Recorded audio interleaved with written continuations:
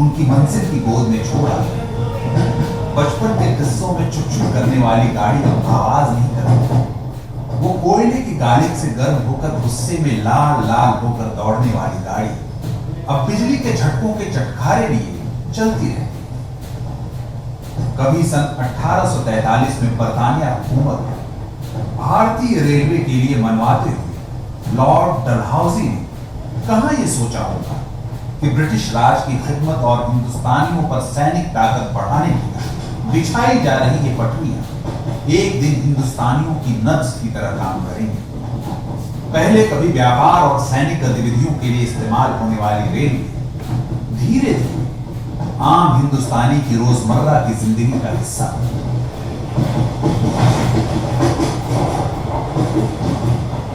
आज के हमारे इस सफर की एक धुंधली तस्वीर खींचते थे कुछ बातें जो जहन में ताजा होती हैं। उनमें से एक है 1911 में शुरू हुई पंजाब में मुंबई से पेशावर के पढ़ने वाले 37 छोटे बड़े स्टेशन वीडियो ना और साथ ही रेल के कुछ पुराने खट्टे मीठे इतिहास।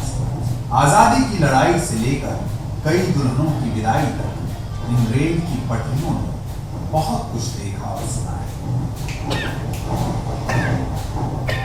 तो हमारा सफर शुरू हो रहा है। आप इस समय पेशावर के ऐतिहासिक स्टेशन पर हैं। किसी पुराने जमाने में सनातनी सभ्यता और वेदों में इसे पुरुषपुरा नाम से जाना जाता है। यहां का इतिहास बहुत पुराना होने के नाते यहां बाकी सबके साथ ग्रीक, मौर्य, कुषाण के साथ और भी कई सभ्यताओं के सबूत मिलते रहते हैं। राजे, रजवाड़ों, हुकूमतों और सल्तनतों की लड़ाई के बीच पेशावर आज के इतिहास में मशहूर रहा है गांधी जी के पद चिन्हों पर चलने वाले गफ्फार खान साहब के अहिंसक आंदोलन के लिए, जो उन्होंने बरतानिया हुकूमत के भेदभाव वाले कानून के खिलाफ किस्सा खवानी बाजार में किया और हुकूमत को वो कानून वापस लेना पड़ा। पेशावर के जायकों में बस जंगी आजादी ही नहीं और भी जायके मशहूर हैं। यहां के मशहूर जायकों में आपको नमक मंडी कढ़ाई, दमपुख्त और चकली कबाब जैसी खास वानगियां दीवाना करने का मादा रखती है। बात दीवानगी की हो तो सिनेमा का जिक्र होगा। राज कपूर और दिलीप कुमार जैसे बॉलीवुड के कई बड़े कलाकार हैं जिन्होंने पेशावर से मुंबई का सफर तय किया और सिनेमा के हर क्षेत्र में नए आयाम हासिल किए। खैर, सिनेमा और जायकों से आगे बढ़ते हैं और शाहदरा बाग को जान लेते हैं। मुगल कारीगरी और वास्तुकला के साथ रावी के किनारों की मिट्टी की महक आपकी रूह तक को खुश कर दिया करती है। शाहदरा बाग में मौजूद जहांगीर और नूरजहां का मकबरा इतिहास के एक बेहद खास दौर के गवाह है। अपने सफर पर आगे बढ़ते हैं और मजा लेते हैं इन लहलहाते खेतों का जिन्हें देखकर मन तरोताजा होता है। शाहदरा बाग से थोड़ा आगे चलकर मिलती है ये जगह। ये लाहौर है। इस शहर के बारे में लोक भाषा में एक कहावत बड़ी मशहूर है, जिनने लाहौर नहीं देखा वो जमियाएंगे। मतलब जिसने लाहौर नहीं देखा उसने तो जन्म ही नहीं लिया। कभी दिल्ली सल्तनत ने इसे लहनूर नाम से भी पुकारा था। सनातनी मान्यताओं को मानने वाले इसे लवपुर या लवपुरी कहा करते हैं, जो राम सीता जी के पुत्र लव के नाम पर पड़ा। ये जगह कर्म भूमि है महाराजा रणजीत सिंह जी और साथ ही गुरु श्री अर्जन देव जी की, जिनका समाधि स्थल डेरा साहिब गुरुद्वारा यहीं पर मौजूद है। लाहौर मशहूर हुआ लाला लाजपत राय के साइमन कमीशन के खिलाफ बगावत और उस लाठीचार्ज की घटना से जिसमें वे शहीद हुए, और फिर भगत सिंह के उस आक्रोश की गवाही भी बना जब उन्होंने सैंडर्स को मारा। लाहौर में तमाम घटनाएं घटी हैं जिसने हिंदुस्तान की तस्वीर और तकदीर को बदलने में एक अहम भूमिका निभाई है। और यही मौजूद है लाहौर सेंट्रल जेल, जहां आजादी के दीवाने भगत सिंह, राजगुरु और सुखदेव को अंग्रेजों ने फांसी दी। पर वो कहा जानते थे कि जलजले में पत्थर फेंकने से आग नहीं बुझती, शोले और भड़कते। हुआ भी ऐसा ही, और इस घटना ने आजादी की लड़ाई को धारदार कर दिया। तो अपने सफर को जारी रखते हुए अब चलते हैं अपने अगले स्टेशन पर, जिसका नाम लव के ही भाई कुश के नाम पर पहले कशावर रखा गया, और कशावर ही आगे चलकर बन गया कसूर।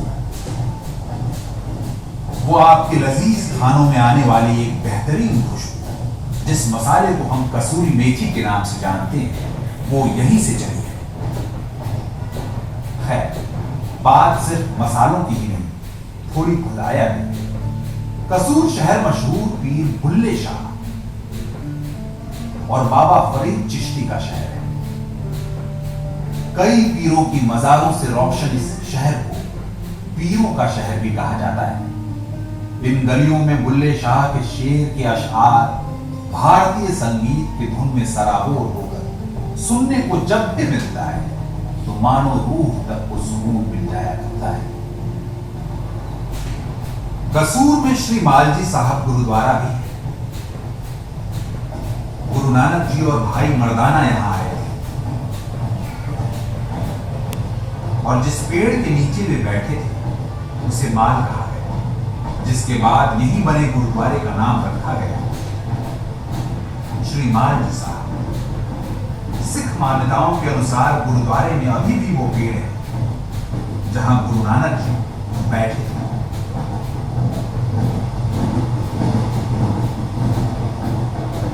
अब आप अपनी नजरों को दिलचस्प नजारों के साथ साथ इस ब्रिज पे भी रोशनी डालें।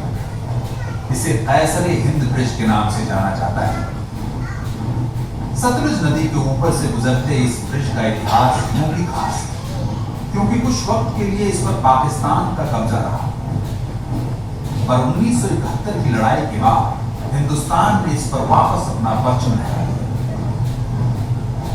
अब जब आप यहां से गुजर ही रहे हैं तो बता दें कि अब आप इस सफर के एक बेहद खास पड़ाव पर हैं, और ये है पंजाब के फिरोजपुर में लगता एक गांव जिसे लोग हुसैनी वाला के नाम से जानते हैं। इसका नाम एक मुस्लिम पीर गुलाम हुसैनी वाला के नाम पर आबाद है। यहाँ की आबो हवा में भगत सिंह, राजगुरु और सुखदेव को याद करता हुआ शहीदी स्मारक है, पर आज यहाँ बनी समाधि अपने मुल्क की आजाद हवा में सांस लेते हुए मुस्कुराती है। और ये वही जमीन है जहां से क्रांतिकारी बटुकेश्वर दत्त की आखिरी विदाई हुई। इस जमीन ने 65 और 71 के दर्द को भी बखूबी झेला है। जिसके बिल्कुल बराबर से लगता हुआ बॉर्डर के उस तरफ एक गांव है जिसका नाम एक सिख फौजी सरदार बहादुर रिसलदार मेजर गांधा सिंह दत्त के नाम से बतौर गांधा सिंह वाला रोशन है। बात जब सन 65 की हो ही रही है तो उससे कुछ साल पहले की भी हो जानी चाहिए।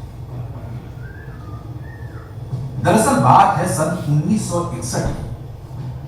बंटवारे के वक्त इस हुसैनी वाला को पाकिस्तान में शामिल किया गया था, पर 1961 में प्रधानमंत्री श्री जवाहरलाल नेहरू ने पाकिस्तान को 12 गांव देकर हुसैनी वाला को हिंदुस्तान में मिला लिया था। अब जब आप इस ऐतिहासिक जगह पर पहुंच गए हैं तो आपको बता दें, इस स्टेशन को साल में 2 बार खोला जाता है। 23 मार्च यानी शहीदी दिवस के दिन और 13 अप्रैल यानी बैसाखी के दिन। इस दौरान भारत पाकिस्तान अंतरराष्ट्रीय हुसैनी वाला बॉर्डर पर विशाल मेला आयोजित किया जाता है। कई लोग शहीदी स्मारक के अंदर बने तालाब में नहाते हैं और शहीद आजम भगत सिंह, राजगुरु व सुखदेव जी की समाधि पर माथा टेकते हैं। यहां पर आने के बाद उन महान आत्माओं का यहां की मिट्टी और आबो हवा का शुक्रिया अदा जरूर कीजिएगा। आज आपका और हमारा साथ यही था, लेकिन ट्रेन का सफर कभी नहीं रुका। बॉलीवुड के अनगिनत सितारों को इस ट्रेन ने उनकी मंजिल तक पहुंचाया है, और आज हम भी रुपहले पर्दे के उन सितारों की यात्रा को कुछ हद तक महसूस कर पाए।